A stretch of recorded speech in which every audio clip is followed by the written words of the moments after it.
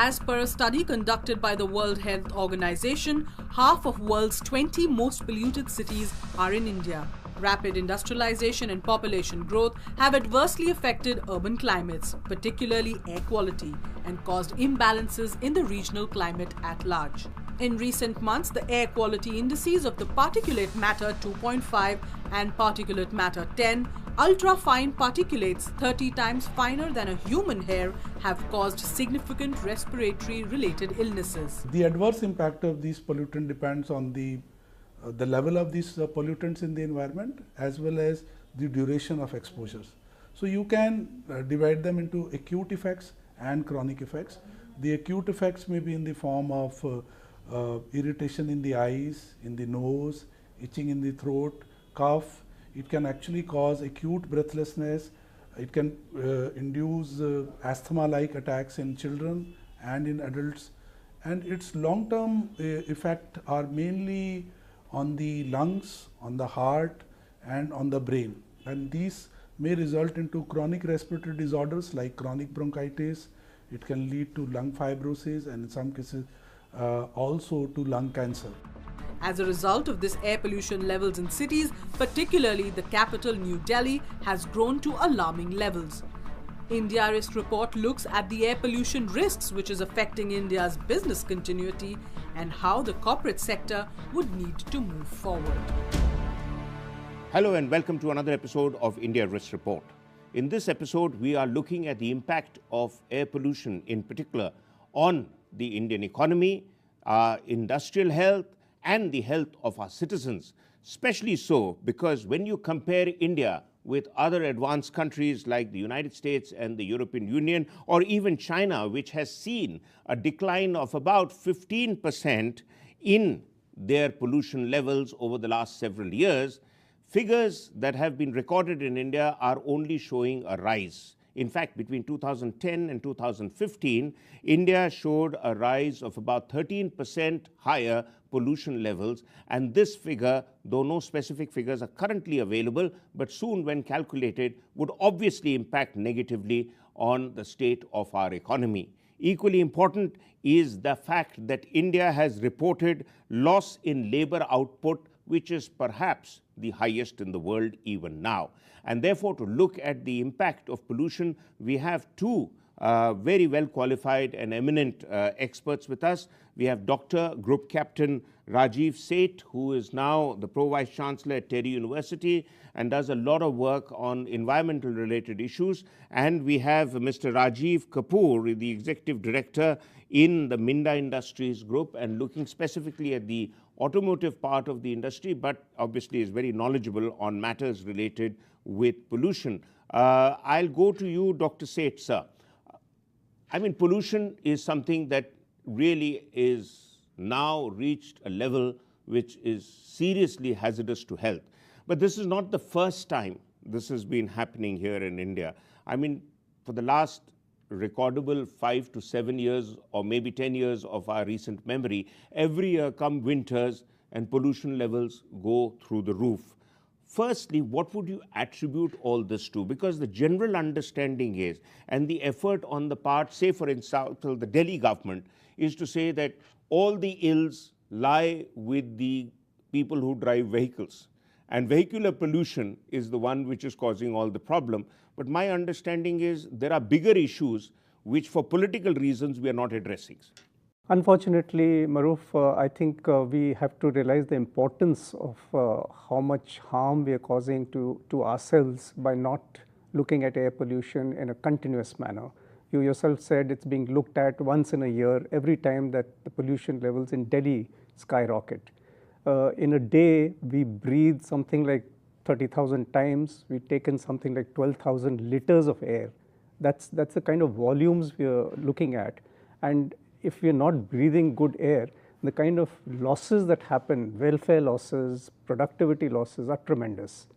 Now, to attribute what's happening in Delhi once in a year to a single phenomena may not be correct.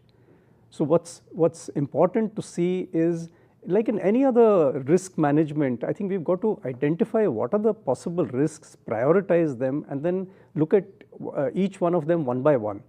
Unfortunately, what we are doing is find the nearest scapegoat, find the easiest one and attack it. Now this is short-lived. We ourselves are looking at a short-term solution, waiting for the rains to come, clear away things, and then we'll forget about all this for 1 year more.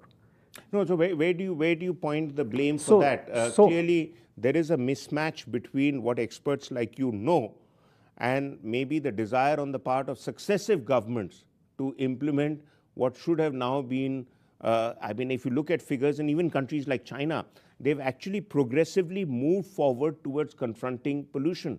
We are only slipping down and down the dark alley. So I think because we are trying to attribute all the blame to one aspect, if you were to look at a pie chart of how each of these factors is contributing to air pollution, you would find many things contributing to it. So there's something like 40% contributing to air pollution from road dust. Now, nobody is looking at these kind of things. Industry may be about 11%, but let's look at road dust. What are we doing to address this? We are seeing even small scale construction happening on roadsides. The dust from the, I mean, for example, when the metro construction is taking place, we have these small units coming up where concrete work is going on and all the dust is spilling over to the road.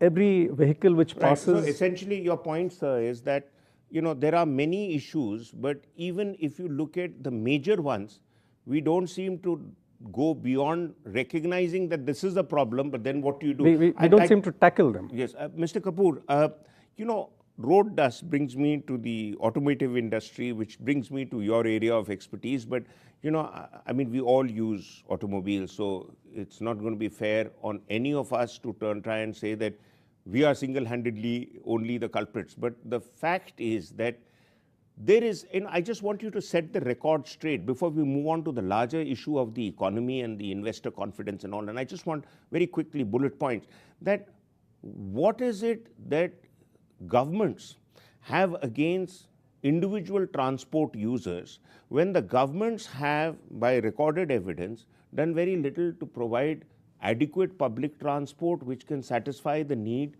of collective movement of people from place A to place B and thereby reduce pollution, whether through road dust or smoke or exhaust fumes or whatever.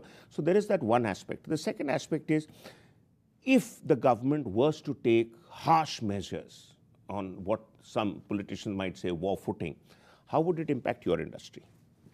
Yeah, Maroof, so I'll address this in two stages. One, you talked about the lack of mass rapid transports and all those areas where the government should have acted much faster. So we are having a lot of automobiles on the road, but let me put the record straight. The automotive organizations in India are mostly global organizations and some of them are Indian organizations.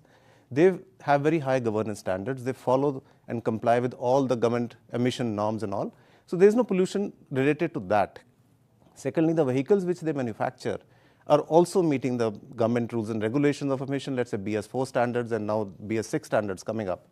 So I think the automotive industry is very conscious about all these things, and they are spending huge amount of resources to make sure that they stay within the compliance levels. So therefore, just to interrupt, you know, the finger pointing at the big SUV walas is more out of a sense of envy than any realistic assessment. I think you can say that. Okay, let's move on to this. Okay, I just wanted to address that point. Yes, the second aspect which you mentioned is about the future, what's going to happen if there are some harsh measures taken. Of course, I think we heard the government talking about the electric vehicles coming in.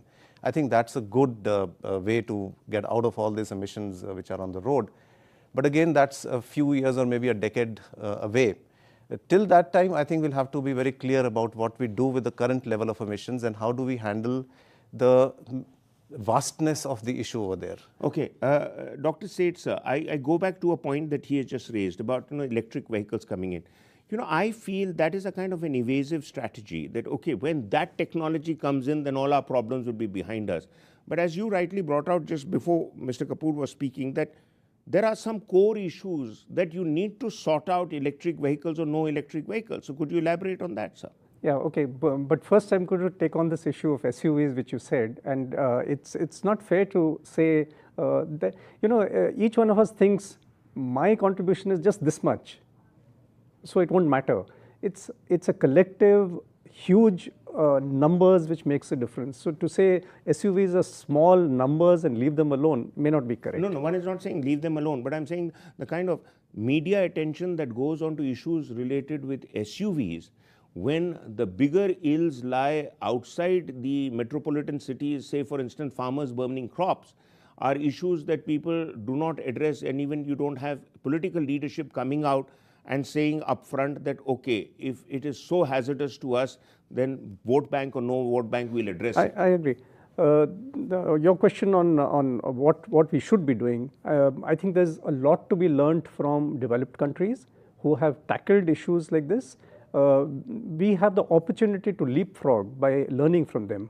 So there's a lot of ways they have implemented issues. Like for example, we are leapfrogging from, let's say, Euro 4 to Euro 6.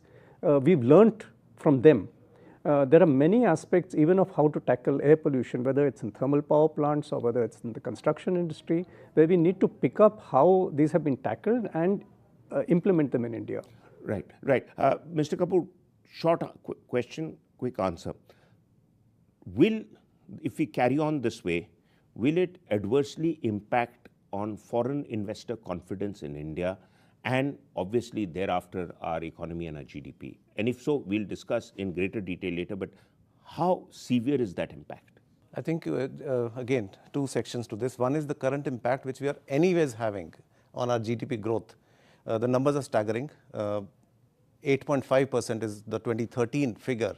That's the enormity of this entire thing. So we are growing at a roughly 7% year on year, and it's getting dragged back by 8.5%. So we know what we are doing.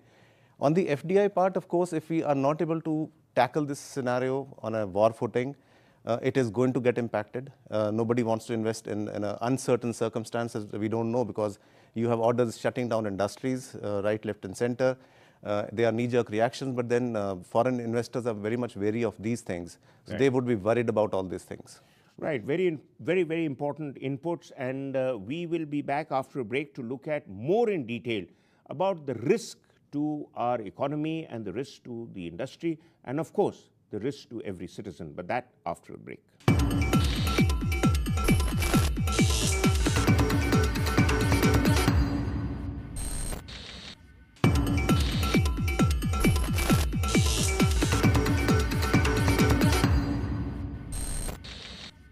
Welcome back. In this show, we are looking at the hazards of air pollution and the negative impact of continuous air pollution on the Indian economy and the image that India gives to the international investor.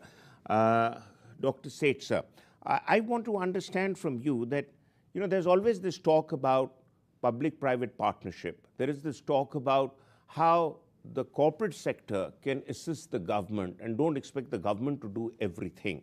So, briefly, how would you devolve the responsibilities between the two if we are to collectively address a problem, because it affects our health, it affects the state of the country's economy and the country's economic health, and most importantly, it affects the future generations of India that we are trying to build for and leave behind. But if this is the state of play, and doesn't leave much room for optimism, at least now. So first of all, pollution is a costly affair. There's a lot of cost involved in not trying to tackle pollution, right, whether it's health impacts or other impacts. Right.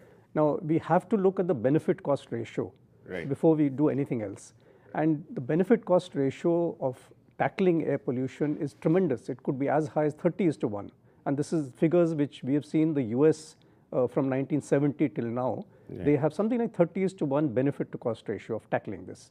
The second aspect is that politicians or the government might tend to look at it in a short-term view because of whatever political reasons. Whereas if we were to make this a PPP kind of a model, then it has a longer benefit because the private sector would look at it in a longer in a manner. So they would look at profits coming in at a later date. So the first assumption that tackling pollution will not yield benefits or we cannot grow without tackling pollution is incorrect, and we've got to be able to grow sustainably. Right. And also, some figures that are with me is that we are spending, say for instance, a huge amount of money in subsidizing oil and gas. But we are not spending anything close to the $16.9 billion that we have been projected to be spending on issues related with health, which is causing linked diseases, which, as you brought out, sir, is about $140.7 billion worth in the impact value on the economy. So quite clearly what you invest, so the obverse of what you are also saying is also true, sir, that it is, you spend 30 times more and you get one-time benefit, but here if you don't spend, then you get many times more damage to your state of economy and the health of your employees. That's what I was meaning. Sir. So when you invest 1 rupee, you're actually saving 30 rupees, Brilliant. which you would need to spend if you don't spend this 1 rupee. Okay. Kapoor Saab, now I want to understand, see, the fact is that as far as air pollution is concerned, there are several industry-related issues there. One of the problem areas that we all have, and we've not been, and you being an industrialist may be able to wisen us a bit, while Dr. Seth just brought out the importance of public-private partnership, my worrying factor is that while the private industry might have heads rolling and greater sense of accountability, the public sector enterprises might not be so swift at enforcing the same penalties. So how would you see that gap being narrowed if you are to work together with governmental agencies? Interesting question, Maroof, and I think that's the need of the hour, because government wants PPP in various areas, but I think we have not explored coming to the pollution control as a public-private partnership. So I think this is something which we should explore, and industry has a lot of expertise, and because we have reached out to our global counterparts, we can bring in technology, we can bring in the thought process to control all these things. And industry can play a big role over there. Now, the government role is, if you look at the policy framework, policy is excellent. If you look at the policies we have, they're very good policies. We lack the implementation part. That's where we go weak. And that, if with a private partnership we can strengthen, I can assure you that things will be much better. Second, I would like to add here that if you can incentivize the reduction in pollution, that would be a better option than to penalize a polluter. So incentivize, because people want to comply, people by nature want to comply. So incentivization should be looked at along with the PPP model with the private sector. Dr. Seth, sir, I'm going to industry. Now, traditionally, at least historically, we've seen that industrialization brought with it very high degree of pollution. Maybe perhaps that time the awareness on issues was not of the level that is we are energized to do now. And also the whole phenomena of global warming and all that stuff was not debated, say 100 years, 150 years ago. I know of people who found China unbearable in some of the industrializing cities of China even 20 years ago because of the high levels of pollution. So suddenly there is this awareness in India now. You mentioned about the need to have more comprehensive long-term vision. What would you recommend should be the long-term vision that must become a must-do and has to be implemented? I mean, it should become almost a law for all of us that you need to follow this. Otherwise, sorry friend, you're out of business. What would you suggest? So the first thing we have to understand is, with industrialization, we are going to grow in our demand for energy. And energy and pollution, you seem to say, are going hand in hand. But actually, you can have energy without polluting. Yes, you can. So the silver lining is that the government of India and across the world, we are stressing a lot on using renewable energy. Simultaneously, we're looking at efficiency in usage of energy. These two factors, whilst we switch to renewable energy, focusing on energy efficiency is going to drive down the the polluting energy kind of requirement of industry. So may I interrupt here? I mean, if I was to do a broad breakdown of our energy requirements, I'm pretty familiar with that. Coal provides 60 to 65% of our energy. Now, we know that Indian coal in quality is not as good as some other coal that is available, probably say Indonesian coal or whatever. Second, oil provides the next bulk of it. But again, there are usages of oil-related energy which are not entirely polluting. Third, you have the factor of nuclear energy if it comes to its optimum usage with Indo-US nuclear deal and whatever, maybe 8 to 9% of our entire usage. You have hydro energy which comes in. So the fact is that in countries like China, for example, and that's the model that many Indians always compare India with. I don't compare India necessarily with China, because China has been able to enforce whatever diktats the way they wanted to, because they have a system where there is no debate beyond a point. The issue, I think, for us is equally important is what do we put as the minimum acceptable norms and still continue to grow. I mean, there are a lot of people in India who would say, fine, we live with pollution, but we still want to grow at 9% or 10%. So where do we draw the line? And you as an environmentalist must educate us. Yeah, so I think it's wrong to say that we must tomorrow switch entirely to renewable energy. We can't do it. There are some stumbling blocks. I mean, energy storage, for example, is a stumbling block at the moment. It's costly, and when it comes down, we'll probably switch much faster. But at the moment, we living with whatever coal we have, with whatever oil usage, I think there needs to be more and more stress on energy efficiency. So the more efficient we become in using that energy, we'll be achieving what we can in the medium term till we switch completely or to a very large extent to renewable energy. Thank you. Mr. Kapoor, the cost you pay for growth, because the growth itself gives you some benefits, but it comes at a cost. It comes at a cost to your children, to your youth, to your society, to your people, to the state of your economy, to the state of your employees. Because my figures here show that a lot of employees are reporting respiratory problems, even in the corporate sector, in their very sanitized offices. Absolutely. So can you give us a drift on the costs and how it really could have been better managed and our GDP figures may have been looking better? Yeah, of course. So I'll give you some figures on the, let's say, how are the corporates covering their employees. I think they're buying a much higher level of insurance covers. I've got some global figures, and they are not for the Indian segment only.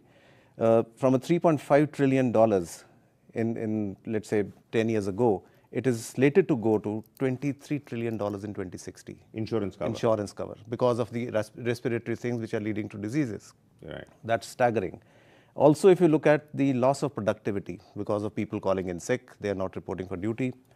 Globally, 1.2 billion days are lost as of now, and this is slated to grow to 3.7 billion in the year 2060. So it's an enormous thing we are looking at. So it is, of course, the growth is coming at a very high cost. So if we don't take steps at a war footing, these figures may even multiply further. Right. Dr. Seth, any last thoughts to beef up his statistics?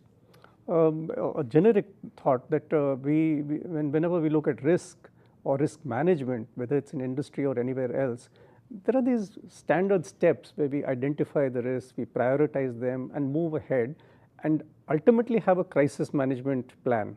We at the moment for air pollution at least seem to have jumped all these steps, and we only look at crisis management when it comes on our heads. Yes.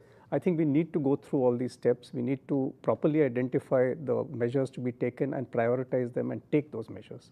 No, actually, you're spot on, because the honorable courts have very clearly asked the government to draw up a comprehensive plan. And it's very important to actually understand the cost-benefit analysis of this big challenge before we come up with strong measures to be implemented, which actually affects only the common man or even the corporate man, but it doesn't affect everybody with the same scale unless we are all looking at it in terms of a national effort to take India to the next level, relatively pollution-free but still growing. Thank you very much for being with us on the show, and we'll be back next week with another episode. Until then, thank you for watching and goodbye.